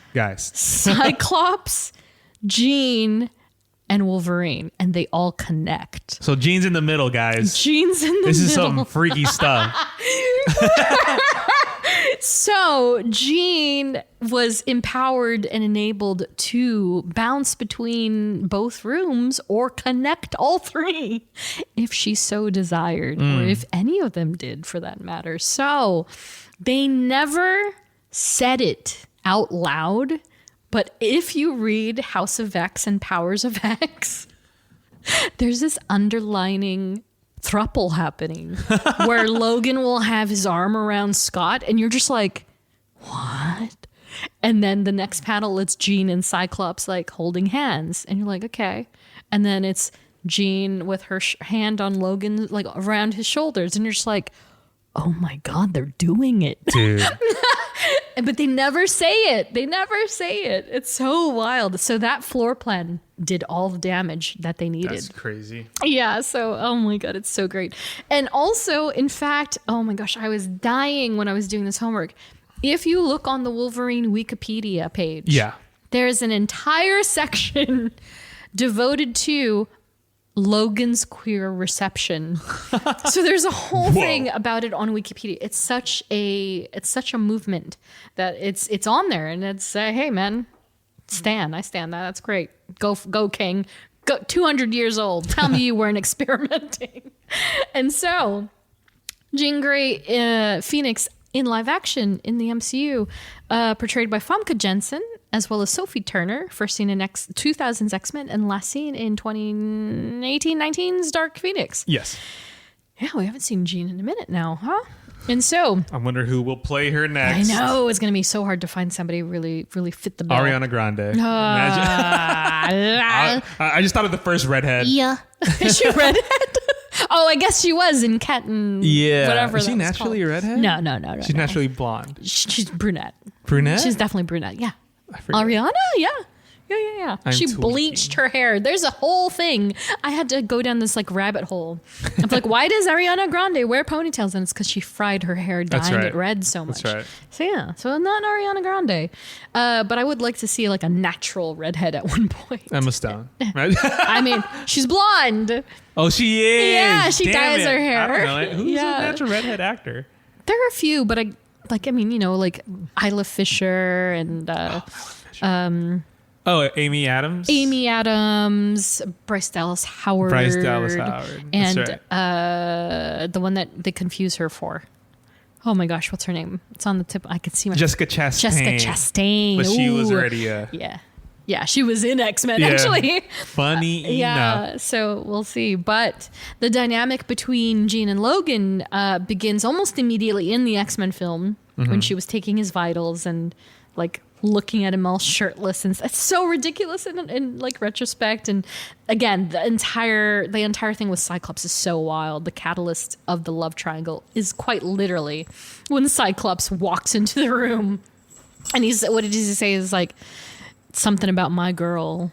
Oh yeah. Yeah. That whole line about my girl. Oh, so good. I love their dynamic. And so we all know what happens there. Jean even making a cameo appearance in the Wolverine, which you still haven't. You're going to look at it and go, what the? She's in that movie so much. Spoilers. And I really forgot. I just forgot that she was so prominent. I saw the cast. I was like, what? Oh yeah, when you actually catch wind of it, you'll be like, oh my gosh. And the more I thought about it, I was like, maybe this is what Insomniac is doing with the Wolverine game, because apparently Jean is a big part of it, and Japan is as well. So it might have a lot to do with that film, not necessarily that film, but the source material. But yeah, we've seen Logan interact with a young Jean in X-Men Apocalypse, as well as Weapon X when he's escaping Canada. And yeah, so they're kind of entangled either which way, but nothing ever really, really, really, really happens except for that iconic Jean! No, not like this. I just remember it so vividly because you just see the spittle coming from Hugh Jackman's mouth. And he's like shaking his entire body. No, yeah. not like this. I know, exactly. Oh, hilarious. It's so good. So notable adversaries. Like every other character. This man's been alive for over 200 years, almost 200 years. So many. I can't even start. So again, high level only, the ones that we see in the films. And especially ones that have directly affected Logan. So first up, William Stryker, big old baddie of the X-Men, and he has a deep hatred for mutants, does not like them. He's an evangelist preacher. He's spreading the good word about God, but he also breeds hatred for with all his human hate groups that hate mutant kind. And so he's not a great guy.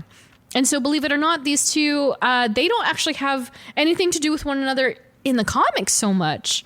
And Stryker was not at the helm of the original Weapon X project as he was in the films. But in the films, holy moly, they have so much, I feel like it is the through line as far as the X-Men films go, because William Stryker, holy moly.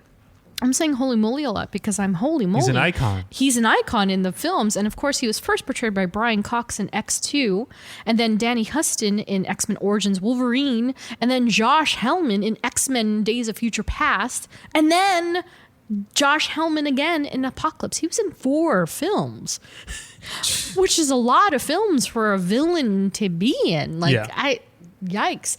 So Stryker certainly played a significant part in the X-Men films, featured as this military-bred adversary and head of the Weapon X program, so deeply integrated with Wolverine and everything he is. And so the timelines get a little convoluted along the way, but he served as a pretty heavy hitter, all things considered. And so, yeah, it's very interesting how they took this character that was just kind of a big baddie for all mutants and then made him into a focused character that was like all Wolverine affiliated. But that's what happens when you have a major superstar overnight in Hugh Jackman. Next up is Viper, aka Madame Hydra, aka Ophelia Sarkisian. Wow. So, not to be confused with Valentina Allegra de Fontaine, because she is also known as Madame Hydra. Viper is notably one of his romantic interests in the comics. But she's also 100% a supervillain. Okay. That essentially blackmailed Logan into marriage. So she basically used him to get up the totem pole of Madripoor, which, if you remember in Falcon and Winter Soldier, it's the breeding ground for the underworld. And so with Logan attached to her persona, everyone's like, oh, she's married to the Wolverine. And she's like, ha. And so she used him. And in the end, she apparently had feelings for him, but it did not work out. And he got that annulled. Logan's been married like 6 times, by the way. I mean, even Mystique that's surprising considering how long he's been alive. Right? So Viper actually exists in live action, and she's portrayed by Svetlana Kochenkova. Whoa. So she makes her debut in The Wolverine. And she Gotta watch this movie. I know. I didn't realize how much I referred to it until this section. But she was also portrayed by Mallory Jansen in Agents of S.H.I.E.L.D. Wow. Where she was known as a different alias, a.k.a. Ida or Ophelia. Deep cut. Deep cut. Super deep cut. So it was definitely an if you know, you know moment. But in The Wolverine, she served as a sub-antagonist, essentially serving Ichiro Yashida, who is Mariko's grandfather. And her entire intention in the plot was to gain Logan's healing factor. So she was trying to extract the DNA of his healing factor, implanted into Ichiro because he was dying of cancer. I guess it's also because he was irradiated from the war. And so she was portrayed a little cartoonish in The Wolverine, but I did like her. She was wearing kind of like green shimmery spandex a little bit, but it was just enough that it's like the equivalent of Logan in the yellow suit. You know what I mean? Just enough that you could tell she was like a fictional character, but she still was presented like a serious villain. Yeah. But she also had these very snake-like characteristics and stuff. So her tongue would come out, and yeah, you'll see when you rewatch it. When you watch it, yeah. And she has poisonous abilities, so it comes in handy throughout the entire film. And then she actually goes toe-to-toe with Yukio, and she kind of loses her head. So enjoy that, Jeff. And then that brings us to Donald Pierce and the Reavers. So in the comics, once a high-ranking member of the Hellfire Club, Donald Pierce also served as the White Bishop, who is also a notable mutant hater. You see, there's a trend here with the X-Men and their adversaries. And so we talked a little bit about Donald and the Reavers in our Jubilee and Deadpool episodes, but the Reavers themselves are known as being a band of cyborg criminals, and they're the same folks who famously crucified Logan on the cover of Uncanny X-Men 251. Wow. Yeah, so that purple scene with him on the X, and it's also in Deadpool Wolverine. That was the work of the Reavers. So, rewatching Logan with that in mind, I was like, oh, wow. They were actually very prominent for him throughout history. And so in live action, Donald Pierce was played by Boyd Holbrook, and that was in 2017's Logan. And so Pierce in live action served as a lead henchman to Dr. Xander Rice, portrayed by Richard E. Grant. Xander Rice was the leader of a company, Transigen. I don't remember them saying it, so I can't remember how they pronounce it, but Transigen, who was gathering, they were farming the mutant DNA through the child soldiers like Laura and Richter and the rest of the crew. And so they honestly, to me, looking back on it again, they made a really compelling story, because like you don't really expect that of a group like the Reavers, like, oh, we're cyborg, like mercenaries. But then they changed them into these very well cultivated, like scary enemies. Yeah. Without being like visibly scary. Yeah. Except for X-24. Those are the worst. No, terrifying. He was scary. He was very terrifying. But yeah, ultimately they took Logan down, unfortunately, but not without paying the ultimate price, especially since I think Laura took out Donald Pierce, or she took out maybe the doctor, but all the children killed the people. And unfortunately, they killed Logan. That brings us to Victor Creed, aka Sabretooth. So, again, like we talked up top, despite the similarities that would inevitably have brought them together, the deeply seated rivalry between these two began with in the olden days. And so Saul, Victor's younger brother. Yeah. This is one hell of a nugget. So, after the events of Origin, this actually takes place in Origin Part 2. So Logan has moved on from his life in Alberta, and then there is this man named Saul, and Saul and Victor's sister, Clara. Saul was an expert tracker, and Clara was an animal trainer. It made them ideal for the circus. And Logan was being held captive and being experimented on by Nathaniel Essex during this time. And Nathaniel Essex, Mr. Sinister. So this is when he enters the ring as far as I wonder what adversaries go. I wonder how he'll look in live action. I am so intrigued. Yeah. Because with him, you can shapeshift him. Yeah. So but that just sounds like more money in my opinion when it comes to VFX. I know. If they stay true and show his comic accurate self at least once or twice and just do the eye thing where his eyes change color, I'd be happy with that. As long as they show him in his black and white form. But yeah, that's an intriguing thought. I'm very curious. And I hope it's practical. I don't want him to be super CGI'd, you know what I mean? Yeah. Like Apocalypse was kind of sad because he was practical and it looked awful. Yeah. But that was Apocalypse. Mr. Sinister is more of a normal-ish normal looking, stature. just with some He's a with some human. makeup, Yeah. but then the shape shifting would be like yeah, exactly. And so unfortunately, during this time of Logan's life, he was being experimented on by Sinister, and Clara and Saul concoct this idea to break him out of where he's being held, and thinking like, oh well, I'm a tracker and you're good with animals, and so it'll be fine. No, actually, it didn't work out because if you see a trend here, let me know. Clara and Logan began to share interest in one another. Saul got jealous. I think it's like impossible for Wolverine to not be in a love triangle. Like that's his secret mutation, is that he's in love triangle. I should just be in his in his powers. I know And stuff. I It's know. Well, Logan Wolverine. You know what? I mean, it might be a very quiet, dulled version of pheromones at work. That could Logan really Wolverine, be it. adamantium claws, super strength, instant healing. Needs to be in a love triangle. I know, exactly. Needs two lovers. Needs two lovers. Men or woman. Minimum. Man or woman. Cyclops.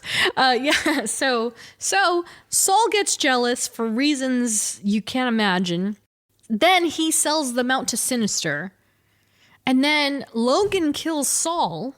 And then Clara then is so disgusted that he killed her brother. Yeah. That she then rebukes his affections and just leaves. She's gone. She's out of the picture completely.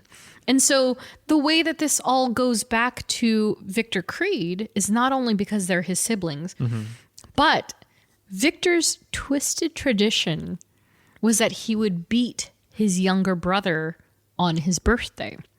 So when Victor otherwise did not about his siblings, did not care. He would go off and do his own thing, but every day on that day, he would come right back from where he was, find Saul, and beat the living crap out of him. And so he came looking for his brother on his birthday. He was nowhere to be found, and he was like, "Where's the kid?" And they were like, he got killed. And so he was like, And so that one event sparked a very long, winding, twisted road of hatred between the two, stemming as far back as 1909. So ever since that moment, they have not been good. He has tried every which way to kill Logan. It's a long time. And it's pretty much a game for him now. Yeah. Because again, he's so twisted and he's so unwell and mentally. And also he has his own berserker instincts play, his own savagery and feral ferocity, right? Yeah. So he's like a very bad version of Wolverine. So they're constantly pursuing. Of course, this goes without saying that Victor turns good guy for a while. He's not too bad. Even when they went to Krakoa, they kind of treated him like a dog. They put him down a dark chute and they're like, "You stay there." It's so messed up. But yeah, again, he has come around as much as he's gone back. Like he's killed characters as much as he's helped them. So I wouldn't say he's a good guy per se, but he is definitely an anti-hero. I wouldn't even say hero. He's like a semi-villain more than he is an anti-hero. But I digress. We have enough room to talk about Victor Creed on his own time, so perhaps we'll just do that. But in live action, first portrayed by Tyler Mane in X-Men 1 and Deadpool and Wolverine, and also portrayed by Liev Schreiber in X-Men Origins Wolverine. I was talking to Andrew the other day about this, and I was like, you know what? Like, Tyler Mane is really goofy, but I kind of like the goofy in a weird way. Yeah. Like, they kind of dumbed him down for the X-Men films and Deadpool Wolverine as well. Yeah. But I like the stature of Tyler Mane because I believe he was a wrestler. Mm-hmm. And I like that he's got the look sort of what you would expect Sabretooth to look like. To look like, yes. But my God, Liev Schreiber was so good.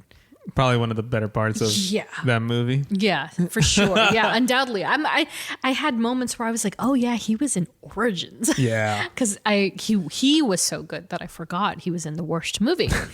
But anyway, these two, of course, in live action are almost immediate rivals in the initial films due to their similarities, but nothing really connected the two until X-Men Origins. So again, that's where Victor was finally plugged in to the role of that Dog served in the comics, where he was the brother, the half brother. Yeah. And so that kind of led him down, which is very interesting because despite Origin being in 2013 or 2009, Deadpool Wolverine 2024, Deadpool straight up says, Sabretooth, your brother, but it's Tyler Mane's version. So it's like, huh? Hey, maybe he just be. Yeah. It's so interesting. I was like, so what does this mean? But, it's so safe to say they recognize that the two are related in MCU. Which versions? That's the question. I feel like just Deadpool just knows all. He just knows everything. You know what's funny? Deadpool's probably like the most knowledgeable comic book character. He would be if Gwenpool didn't exist. She's not obviously not been introduced in MCU, but she's an elevated version of that because she's supposed to be a real person, just a real person. But she knows, and she can go into that world and be like, hey, I'm a superhero too. But she's also a pool. It's so funny. Yeah. So, I mean, it would be interesting territory for them to introduce her to the mix too. Yeah. But Wade is currently the most. Like, my favorite line is when they went into the brown suit. Yeah. And he's like, oh my God, the classic brown suit made by, I forget the artist's name. Yeah. And he's like, nice. Nice. Yeah. Hey, isn't this the time when you fought? Oh, and it's like Hulk. But yeah, he's the most aware character. It's so funny. Like, it's so like jarring to hear in a movie but it's like, oh yeah, but it's good. so acceptable, which makes it so good. crazy, right? It's great. I love it, and that's why I love Deadpool, live action Deadpool. But yeah, it's interesting, and I'm curious if they're ever going to run with that, or they're going to leave it where they left it and just be done, But yeah, so that's it. There's nothing more to Wolverine and Sabretooth in the films. They did have, and it's something that I didn't really notice until the end. I was like, oh, yeah, they really haven't done anything, because it was just X-Men 1. Yep. And then it was Origins, where it's completely different. Yeah. And then X-Men, Deadpool Wolverine. And the fight lasted less than like 15 seconds. Yeah. Yeah, so interesting.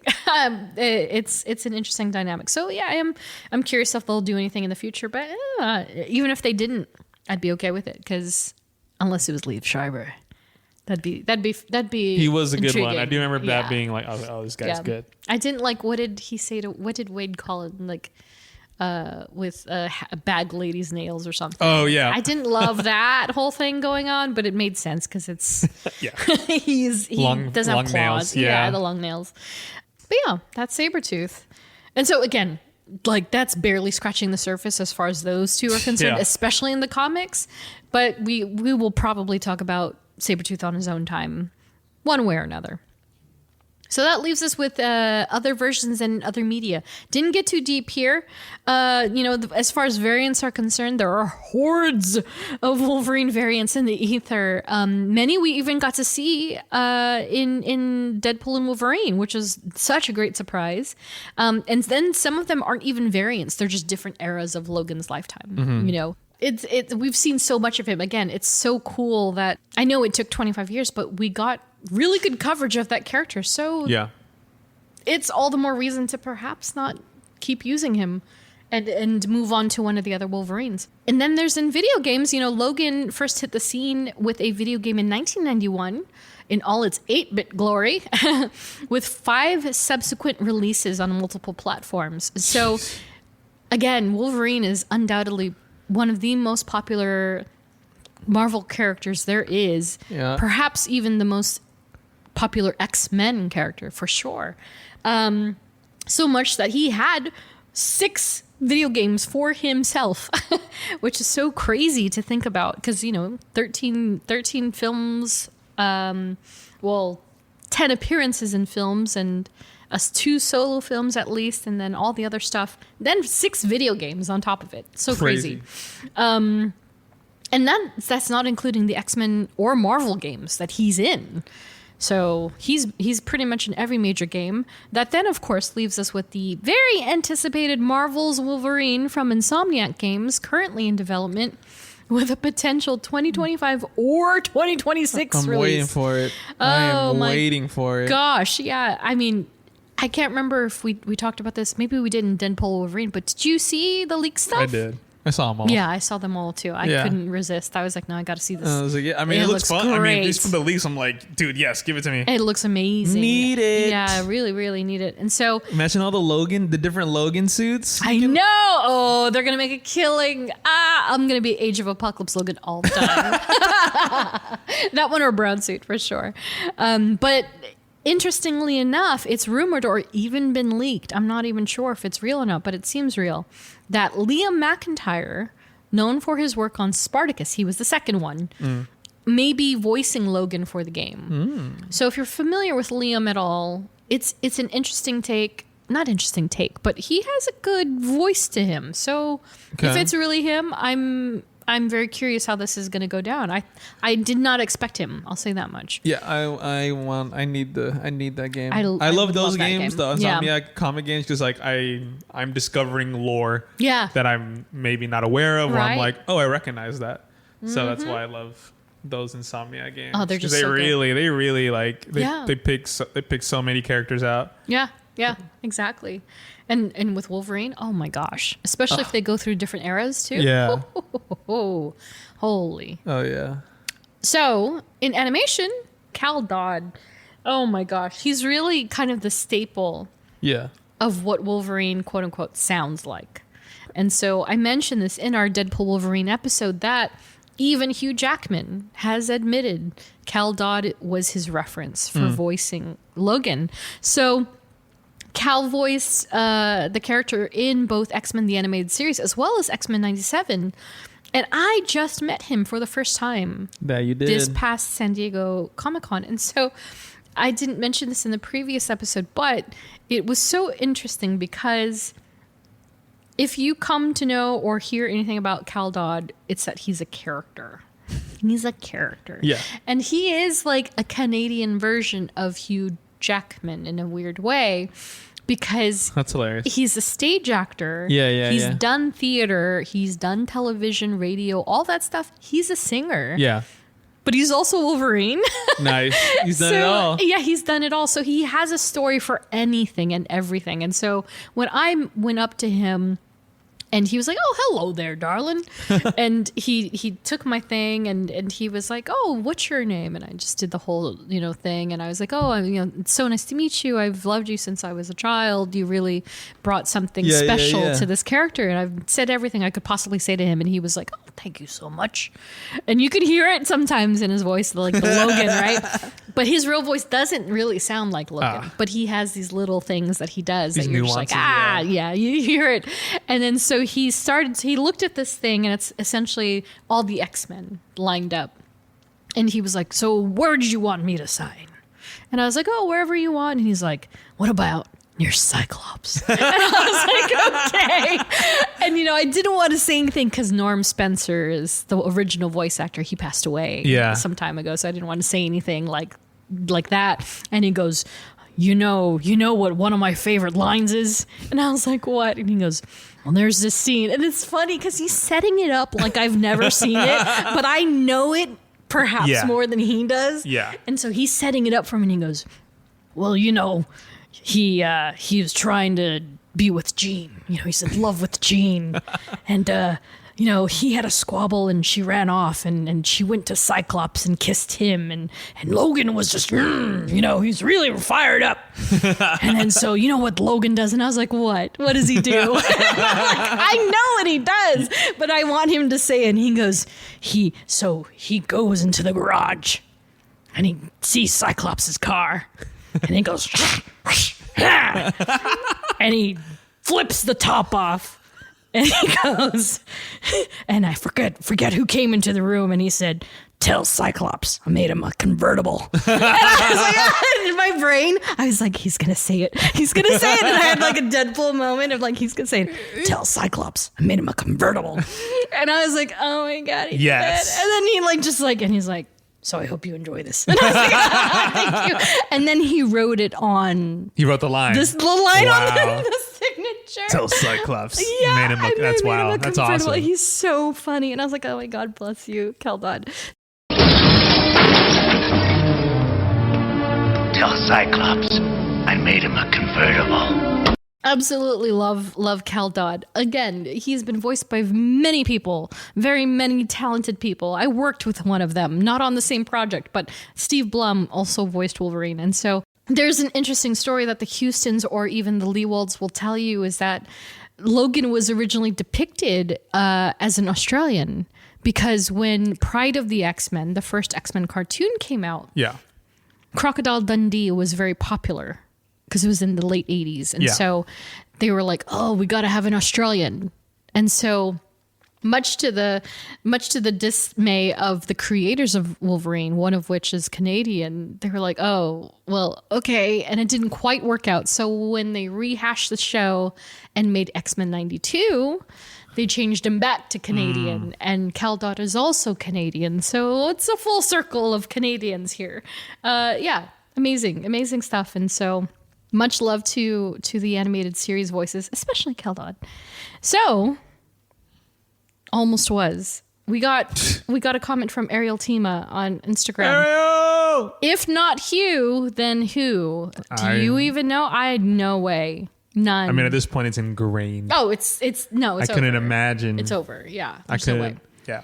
Yeah, can't do it. Sorry, Ariel. Nothing juicy. No juicy answers. But again, I would like to see Laura. I'd like to see Laura rise up to the mantle. Take it on. Someone's going to do it. Someone's gonna Don't do it. know who. Yeah, but I did find other people who not only auditioned, but were actually cast in the role. So Doug Ray Scott was cast as Logan in X-Men. But he had to drop out due to scheduling conflicts with Mission Impossible 2. Wow. Kind of Tom Cruise was like, no, you're not doing that movie. You're doing my movie. And so he had to drop out. And then that's when they had to like panic find somebody else, and they found Hugh Jackman. And so, long story short, we know how that went. But other people who auditioned for the role include Russell Crowe, Whoa. Glenn Danzig, crazy choice, but I can see it, and Viggo Mortensen. Oh, wow. Yeah. And none of them could commit for various reasons, be it that they were working on other projects. Yeah. What have you. So it could have been a very different landscape had one of them gotten the role.